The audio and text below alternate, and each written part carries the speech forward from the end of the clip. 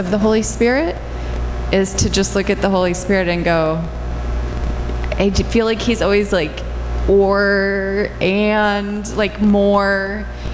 It's not you're this or you're not this. How else can we look at this? What's another way you could see yourself? Can you do that? I don't know. Give it a try. Like, he's so encouraging. Yep. And the ego sounds like, no. Oh my gosh, what would people say if you tried that? Oh my, what are you, crazy? Yeah. And I feel like the Holy Spirit's always like, why not? Kind of attitude. That's good. So that's what I'm trying to hear in my head is that tone, and realize that the ego is not my friend. It feels like it because it feels safer, but it limits us in who we are and how big we can be on the earth. Yep. Our ego, I think one of the best ways to describe it is what we think we are. It's because it's not all false. Some people would say it's our false selves, and I would go, well, there's a whole lot of it that is actually us. So it's the concept that we have of who we are. And some of it is accurate, and some of it is not accurate. And in our own being, our sense of who we think we are fights to protect itself. And if you don't recognize that struggle, just this week, go and do something that you would say makes you feel ashamed of yourself, and let everyone know you do it, and see the internal struggle that you have, that other people would see you that way. That's the fight. That's the fight. Why don't you do something that you don't like to do, like have a meal with someone that you don't care for at all, right? And step into, like spend time with someone that you don't care for, right?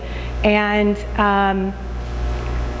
be completely honest with how you feel the entire time with the person.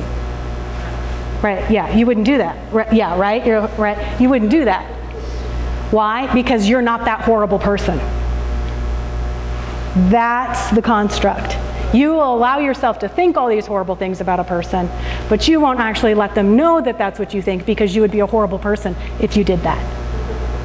That's the fight. That's where we get into the struggle between the id and the superego. Yes. And there we are. And there we have it. So recognize, though, and I'm going to turn this over to Bailey. But that's all Freudian, and I don't subscribe to any of that. It's not just his, it's, yeah. But anyway, favor and grace, in the very foundation of how these words were used, and the people who had a common understanding of them, was that favor and grace was almost interchangeable and synonymous. And it was an awareness of God's presence that stemmed from his delight for us. It was an awareness of God's presence being for me, for us, in any given situation, stemming from a place where he's delighted. And I had a cool experience, so I'm going to have you guys come up here. I had a cool experience of that last week, so I'm just going to tell you, sometimes we come into this space and it's not always super clean, and so Greg is usually sweeping and we're cleaning up a few things because they're short-handed right now. And but when I go to clean up, I'm sometimes tempted, I'm just going to like totally be vulnerable here, to not clean up super well. Because I'm like, well, we didn't land here and it was super clean. So I get tempted sometimes to just like leave that corner or leave that little area not clean. Like, because their actions have any impact on my choices, apparently they do.